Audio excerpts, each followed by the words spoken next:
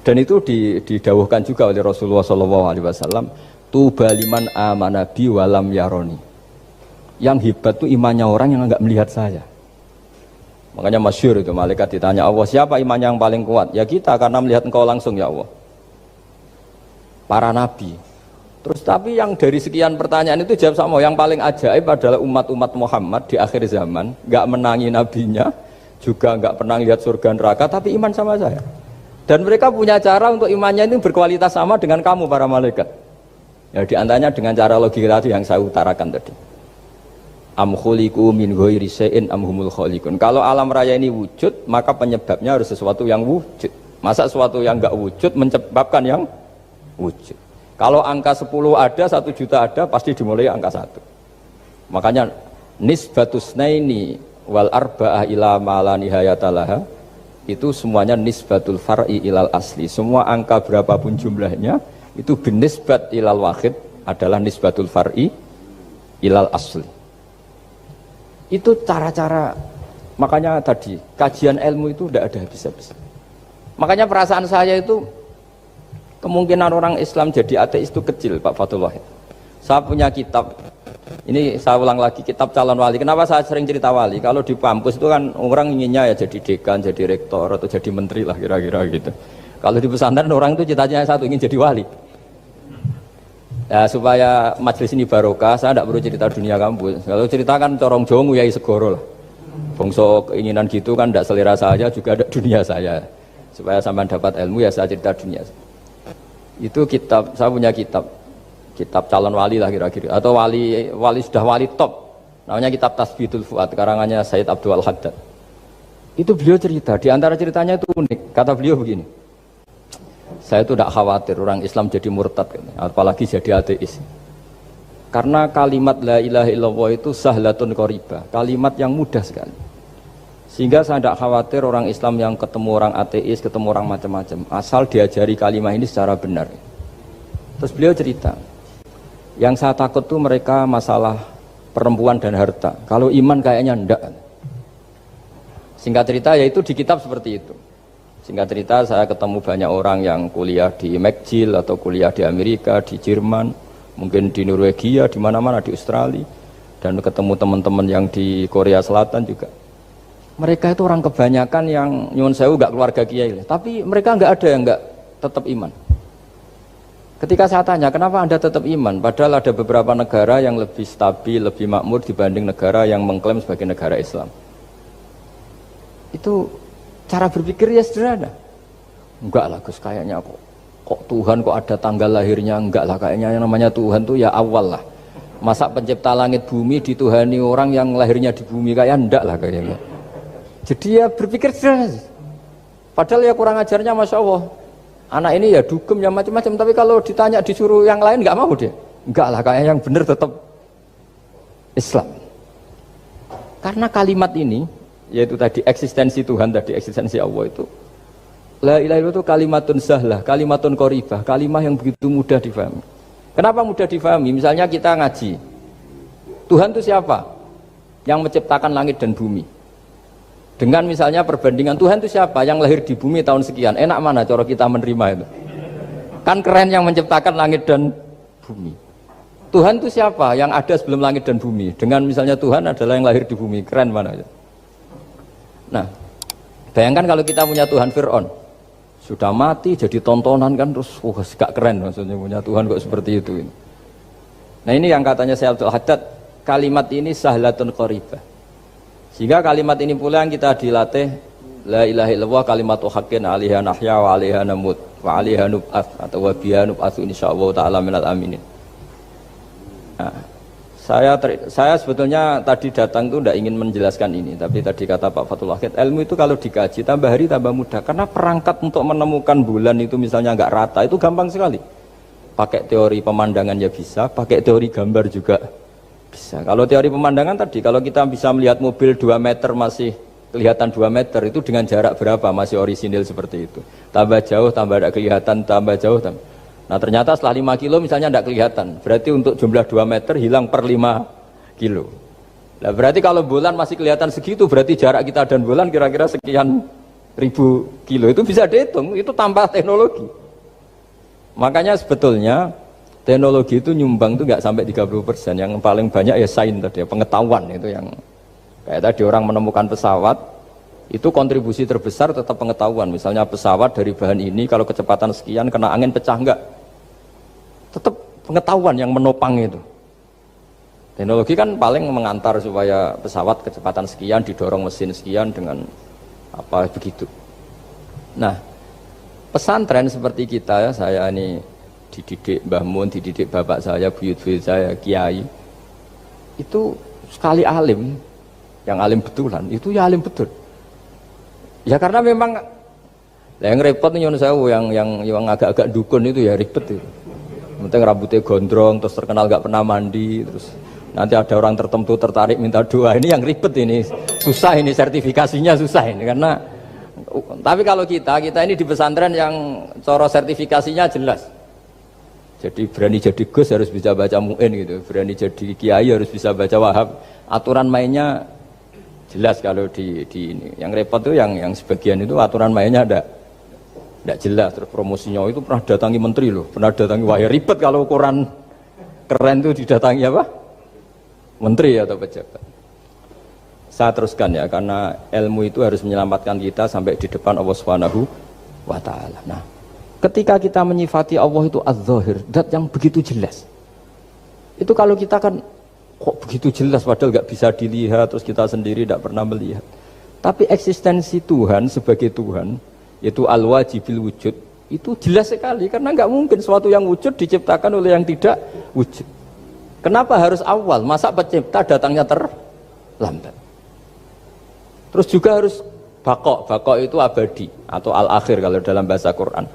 Masa zat yang superior kemudian kalah sama yang diciptakan? Berarti nanti ada kekuatan besar yang mengalahkan Tuhan. Ya kan ya aneh, kekuatan ini dalam kendalinya kemudian Allah kalah kan tidak mungkin. Makanya disebut al-akhir. Allah pasti tidak ada yang mengalahkan. Terus diantaranya lagi disebut qiyamuhu binafsihi. Kalau dalam bahasa Quran disebut al-qayyum, zat yang berdiri sendiri. Gak boleh Tuhan butuh yang lain. Kalau butuh yang lain berarti bergantung pada yang lain, dan nggak usah jadi Tuhan lah kalau masih butuh yang lain. Sehingga karena kekuatan ini, saya ulang lagi, karena kekuatan ini, ketika anak-anak mahasiswa kuliah di Jerman atau di Swiss, di negara-negara yang lebih bahagia ketimbang negara yang mayoritas Muslim, itu mungkin mereka tertarik sama sistem negara itu karena ada jaminan sosial ini. Tapi nggak pernah tertarik sama Tuhannya negara itu, karena dihitung-hitung tadi Tuhannya mesti keren kita gitu. Jadi, nah ini cerita ke saya Abdul Haddad. Kata saya Abdul Haddad, kamu tidak usah khawatir lah umat Islam murtad atau jadi ateis gitu. Karena penjelasan tauhid Islam itu begitu jelas. Jadi by design manusia itu pasti nerima tauhid kira-kira gitu. Jadi ini pentingnya adz-dzahir. Jadi Allah itu begitu apa? Jelas. Tapi Allah juga mensifati dirinya al-batin. Nah, al-batin itu gak mudah dikenali. Kenapa? Karena tubuh kita desainnya ini profan, tubuh kita tidak sempurna, rentan. Nah, tentu sesuatu yang nggak sempurna ini tidak bisa melihat zat yang super apa? Sempurna. Kita bisa rusak sementara Allah tidak. Nah karena alasannya tubuh kita ini didesain untuk rusak, maka di surga itu keyakinan para ulama orang bisa melihat Allah karena desain tubuhnya sudah dirubah dari desain profan menjadi keabadian. Sehingga di sini terus ada kelayakan melihat. Itu pun tetap min ghairi kaifin walan hisorin, tetap ya bisa melihat, tapi corong Jawa itu keceluk melihat tapi tidak sampai faham. Karena bagaimanapun Allah itu la tudrikul absar wa huwa yudrikul absar. Bagaimanapun Allah itu laisa kamitslihi syai'un, tidak ada padanannya. Jadi makanya Allah punya sisi adz-dzahir bisa dikenali sekali. Kenapa? Ya tadi nisbatus naini wal arba'ah ila ma la nihayatalaha itu nisbatul far'i ilal asli. Saya punya kitab Pak Fathul Wahid, diajar Mbah Mun dulu, kitab Al-Husunul Hamidiyah. Itu yang ngarang itu ya kayak kelihatan ngawur, tapi ngawurnya orang alim. Jadi di situ ada gambar, gambarnya itu nggak jelas. Mungkin pengarangnya juga nggak bisa gambar kayaknya. Wah bulat, benang bulat ada, gambar gunung ada, gambar yang tambah ngawur ya banyak sekali. Gambarnya itu nggak ada yang jelas. Tapi dari nggak jelas itu beliau bilang gini, gambar yang bulat ini, yang nggak jelas ini, tetap kamu punya rumus kan? Itu dimulai dari satu titik. Mbok gambar gedung tingkat 5, mbok gambar hutan ada harimaunya, tetap dimulai dari satu titik. Ya alam raya ya seperti itu, mbok ada Mars, cek mau ada Jupiter, kayak tetap dimulai dari situ titik. Nah, ini namanya nuqtatul wujud, titik kewujudan, yaitu Allah Subhanahu wa Ta'ala. Sehingga ketika kita ngaji, ketika di pesantren dulu, penjelasannya adalah Al-Quran maknanya dipadatkan di Fatihah, Fatihah dipadatkan di Bismillah, katanya Bismillah dipadatkan di titiknya ba. Nah, titik ba ini dianggap titik awal wujud, bi kana makana wa bi yakunu mayakun. Kira-kira Allah mentitahkan karena saya semuanya yang ada, dan karena saya yang mau ada bisa saya adakan. Nah, itu sirinya lah. Jadi menerangkan tauhid itu pakai gambar. Gambarnya keliru sekali lah kalau dalam orang seni mesti lihat gak seni itu. Karena dia agak butuh gambarnya, butuh mau menjelaskan buat dunia sebanyak ini, buat alam raya sebanyak ini tetap dimulai dari satu titik. Nah, sehingga di sini ada tauhid qul huwallahu ahad, Allahus samad, dan seterusnya. Nah, saya mohon lewat penjelasan ini ya, baik orang yang ahli teknik maupun ahli medis, ahli apa saja, tolong latihlah memberi penjelasan yang mudah, sehingga agama ini mudah dicerna. Sehingga kalau ini dijelaskan cara mudah, beragama itu jadi gampang. Makanya ciri utama agamanya orang-orang baik itu satu, man radiya billahi robba. Radiya itu seneng banget. Kenapa seneng banget? Karena memang agama ini nyaman, indah. Jadi datang dengan kebenaran yang mudah dicerna. Coba kalau agama ini datang dengan cara misalnya gini, kamu harus menuhankan ini, dan kita tahu itu lahirnya di bumi, kan ada yang ganjel. Kok Tuhan sama buminya dulu, buminya ini gimana ini? Kan pusing. Buat Anda profesor nggak bisa jawab itu. Tapi kalau Tuhan itu adalah yang ada sebelum langit dan bumi, kan ya iyalah, masa Tuhan terlambat datangnya, kan terus enak gitu loh menerimanya itu. Makanya diantara kekalahan Fir'aun berdebat, ya Nabi Musa ya Nabi lah, juga proses ya. Nabi Musa ketika ditanya Fir'aun, wa ma rabbul alamin, Tuhan kamu itu siapa? Jawabnya Nabi Musa, rabbus samawati wal ardi, yang menuhani langit dan bumi. Itu Fir'aun masih bisa ngeles. Saya jalan-jalan kemana-mana, yang dituhankan saya, berarti yang Tuhan ya saya dong. Ma'alim tulakum min ilahin apa? Ghairi, kata Fir'aun. Soal Tuhan kamu di langit, begini kata Fir'aun. Haman dipanggil, Haman bikinkan piramida yang paling tinggi, saya ingin melihat Tuhannya Musa. Musa bingung kan? Padahal kalau naik piramida nanti Fir'aun pun tidak bisa melihat Allah kan? Wong yang Nabi yang kiai aja gak bisa melihat, apalagi Fir'aun. Padahal celakanya ketika dia tidak melihat Allah, dia akan mengatakan Allah itu tidak ada, ribet kan? Itu penjelasan tentang Tuhan ini sebetulnya sudah absolut lah. Rabbus samawati wal ardi, Tuhannya langit dan bumi. Tapi itu gak ngefek, di perdebatan gak ngefek. Yang ngefek adalah ketika Musa bilang gini, Rabbukum wa rabbu abaikumul awwalin, sing nuhani buyutem. Wah kaget pengawal-pengawalnya langsung do iman meskipun secara siron, secara rahasia. Iya, nah, Quran pangeran berarti buyute ra di pangeran. Kan pangerane putune berarti buyute wah ribet kan? Ya kalau Fir'aun Tuhan, bapaknya tambah Tuhan kan, mbahnya buyutnya. Akhirnya kata pengawal Quran, geblek tenan Fir'aun.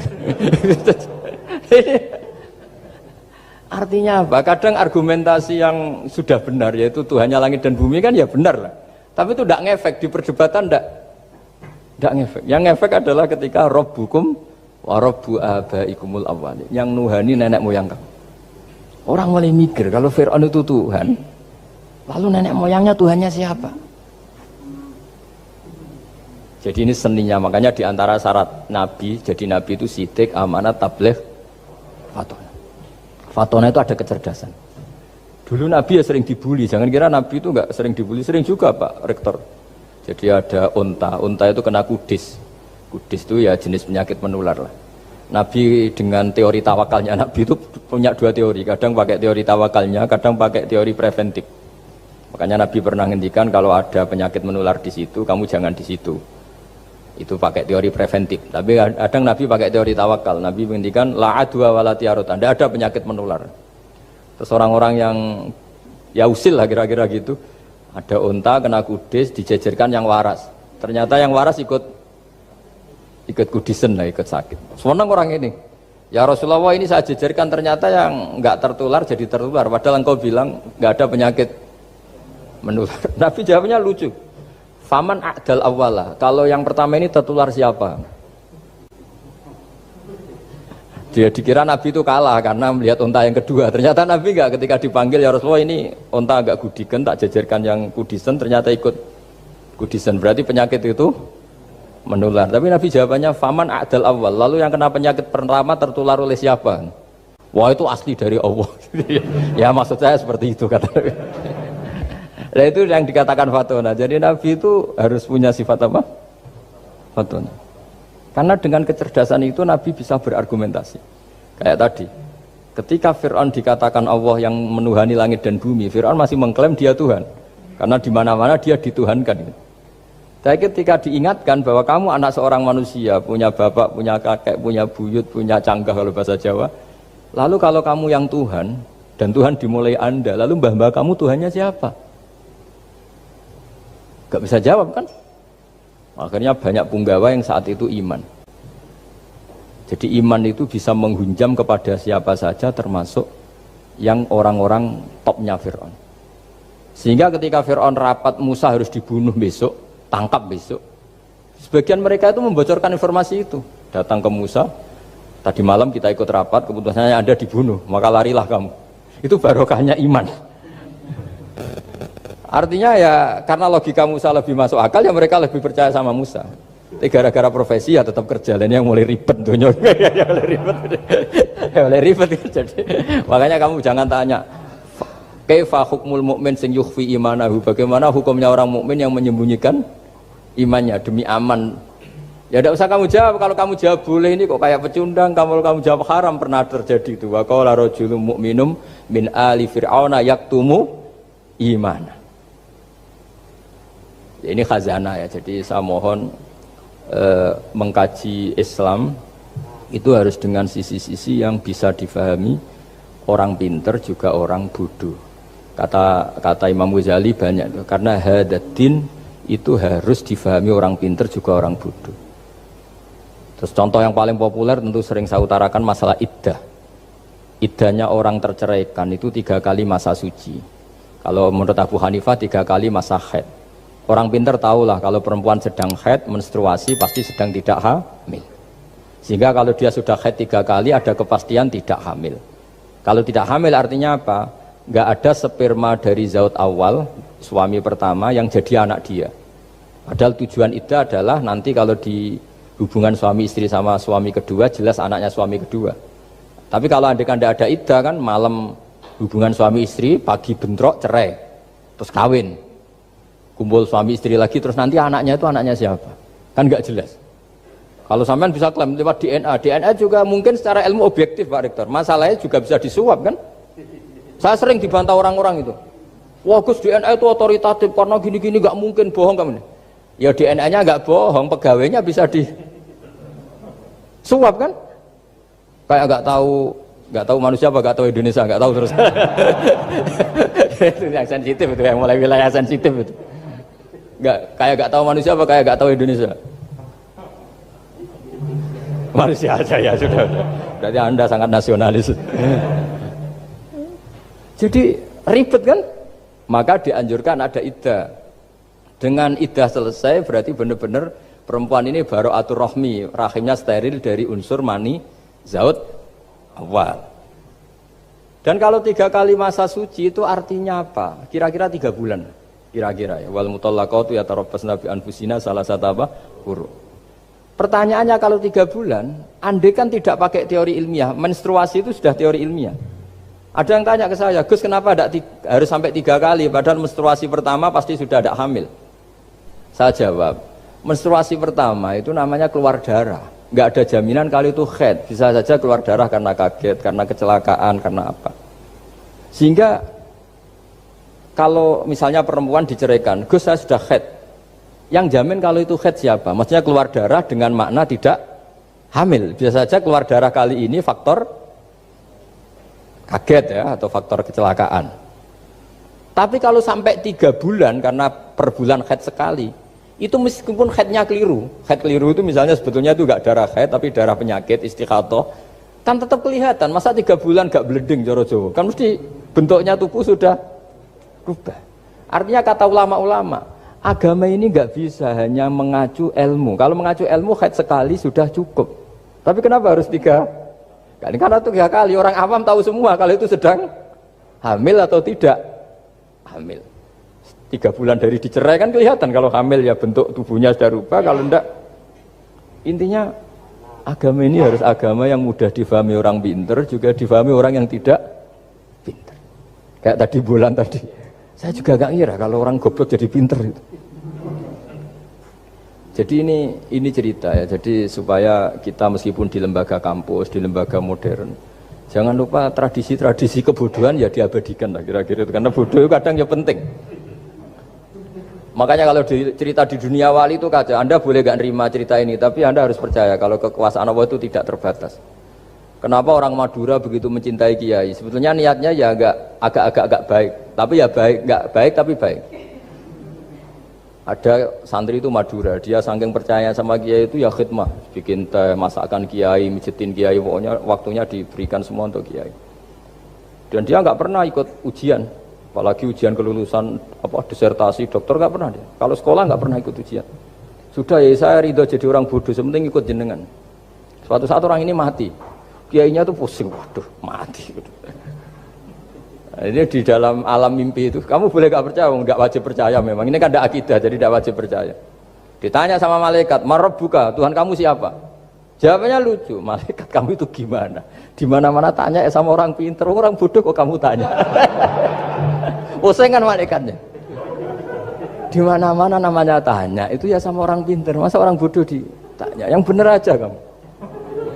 Makanya bodoh ini ya senjata, makanya ini kita kalau pinter ya alhamdulillah, kalau bodoh ya alhamdulillah. Karena bodoh itu penting. Kalau negara ini tidak makmur, yang disalahkan mesti para rektor. Gunanya apa ada rektor kalau nggak solusi bagi bangsa ini? Orang bodoh pasti nggak disalahkan kan? Nanti kalau ada hisab, kenapa Indonesia carut marut? Yang dipanggil Allah itu menteri rektor, pasti itu. Apa kontribusi Anda sebagai orang pinter, sebagai profesor, sebagai orang bodoh aman? Santai, nggak kena panggilan kan? Karena Anda harus bertanggung jawab. Akhirnya terus malaikat tanya, lalu yang pinter siapa? Yang di atas itu, kiainya yang nalkin itu, yang di atas itu. Walhasil kiainya itu karena wali itu denger, ya boleh cung bodoh kok terus nganti wis mati. bodoh kok kamu bawa sampai mati. Jadi kadang orang bodoh itu ya pinter tadi, malaikat tuh kamu tuh gimana? Di mana-mana tanya itu ya sama orang pinter. Orang bodoh kok kamu tanya? Ya ribet kan kalau sudah ketemu seperti itu. Nah, Nabi juga sering ngalami dialek sama orang bodoh. Kadang Nabi yang ngalah, kadang logikanya orang bodoh itu lebih gampang. Itu ada orang pencari dop itu semacam kayak biawak ya. Tapi tidak biawak, kayak semacam biawak. Itu ketemu Nabi, kamu tahu kalau saya ini Rasulullah? Tidak tahu ya. Ya kamu harus iman kalau saya ini Rasulullah. Hatta yu'mina laka hadad dob. Ya kalau hewan ini iman sama kamu ya saya iman. Ribet kan ukurannya itu. Waduh, untung Nabi betul. Terus Nabi tanya, Dob, kamu tahu kalau saya Rasulullah? Terus Dobnya saat itu bisa bicara asyhadu annaka Rasulullah, terus baru iman. Imannya tanya, kenapa kamu iman sama Rasulullah? Hewan aja tahu kalau dia Nabi, apalagi manusia. Sehingga masyhur itu di acara-acara kita kalau wadhabbu wal ghazalah yasyadani laka bir risalah itu wadhabbu wal ghazalah yasyadani laka bir risalah. Sehingga kekeliruan kita, saya sering ngomong di mana-mana, matur di mana-mana. Masyarakat Indonesia mayoritasnya tetap yang enggak pinter. Orang Islam mayoritas yang enggak pinter. Lalu orang enggak pinter ini diabaikan sehingga mereka tidak jadi energi yang luar biasa untuk mengawal Islam atau mengawal Indonesia. Itu keliru menurut saya. Menurut saya orang-orang yang nggak pinter pun tuh punya nurani. Zaman kita dijajah Belanda, itu tidak semua orang rektor, tidak semua orang profesor, tidak semua orang kiai, tidak semua orang alim. Mereka orang-orang yang nggak terpelajar, tapi tetap tahu caranya melawan apa? Belanda, melawan penjajah. Karena tadi manusia ini diciptakan itu sudah punya pengetahuan. Seperti mukadimah dibaca Pak Rektor, Iqra wa rabbukal akram alladzi 'allama bil qalam 'allamal insana ma lam ya'lam. Jadi bawaan manusia itu akan tahu untuk sesuatu yang perlu diketahui meskipun dia orang bodoh. Saya ulang lagi, meskipun mereka orang apa? Orang bodoh. Ya, di sini ini Islam datang yastawi fistifadatiha fistifadati syariah ar-rijalu wasibyan, bahwa ukuran kebenaran itu adalah siapapun mudah tahu. Bahwa angka 2, angka 3, angka 5 itu adalah far'ul wahid, cabang dari angka 1. Fal aslu huwal wahid, yang asli adalah angka 1. Dan 1 ini harus 1. 0, itu ditemukan untuk setelah ada angka 1, jangan keliru kamu. Tanpa ada angka 1 tidak ada 0, 0 ada gunanya kalau ada 01. Misalnya ada orang bilang, tapi kan ada 0,5, tetap saja harus ada angka 1, nggak bisa. Kamu bayangkan 0,5 kan karena ada 1. Artinya apa? Kamu bilang separuh dari 1. Tapi itu pun karena sudah ditemukan aljabar. Makanya kalau dalam matematika Arab, mungkin di sini banyak orang eksak. Kalau matematika Arab itu mudah sekali, Pak. Orang Arab itu nggak mau bilang 2,5. Misalnya zakatnya tijarah itu 2,5. Itu kan kalau kita zaman SD kan garap porogapit. Itu orang Arab nggak mau. Saya pernah cepet-cepetan garap matematika, yang ahli matematika sama saya, itu cepet saya. Karena saya pakai matematika bodoh. Justru itu gampang. Kalau orang Arab cara berpikir gini, kalau bilang 2,5 itu rubu'ul usur. Apa? Rubu'ul usur. Dari rubu'ul usur gini, 1/4 dari 1/10. Jadi misalnya 100 1/10-nya berapa? 10. Setelah 10, 1/4-nya berapa? 2,5. Jadi bertahap, rubu'ul usur. Sehingga misalnya gitu, 1 juta kan angkanya nolnya kan 6. Kalau kamu porogapit 2,5 kan kuweselan dia porogapit. Kalau orang Arab gampang, 1 juta 1/10-nya berapa? 100. 1/4-nya 25. Berarti 2,5-nya 1 juta 25.000. Orang Arab bilangnya rubu'ul usur. 1/4 dari 1/10. Jadi di 1/10-kan dulu baru di 1/4. Jadi lebih cepat. Sampai pakarnya tanya, Gus kok bisa gini? Wah, aku anak kiai ngawur. Saya ini, makanya banyak orang pesantren itu pintar matematika. Sebetulnya matematika yang model, ya sebenarnya kayak agak model bodoh itu. Tapi itu gampang, orang awam gampang. Kalau kita kan enggak, misalnya zakatnya zuru, zakatnya tanaman itu 1/10 atau 1/20. Kalau orang Arab enggak mau 1/10 atau 1/20. Berarti kalau 100 ton atau 100 pintal berarti berapa? 10 atau 5 kan? 1/10-nya 100 berapa? 10. Kalau 1/20-nya 5. Kalau hitung-hitungan di fikih zakat orang modern kan 1/10 atau 1/20. Kalau orang Arab nggak mau bilang gitu. Zakatnya zuru itu al-usur 1/10. Berarti per 100 ton misalnya 10. Atau nisful usur, separuh dari 1/10. Jadi gak mau bilang 1/20, usur atau nisful usur. Gampang mana coba? Ya kan, usurnya kan 10. Kalau nisful usur 5 atau 1/20. Daripada gawe porogapit, wah seruat. Jadi kita ini yang kelihatan goblok matematikanya ya pinter juga gitu. Meskipun juga tetap goblok karena ada nekuni gitu. Sehingga di pondok itu ya dulu diajarkan faraid, falak itu ya gampang sekali karena memang hitungan Arab gitu. Kalau bilang 2/3 itu sulusani apa? Jadi 6. 2/3-nya 6 berapa?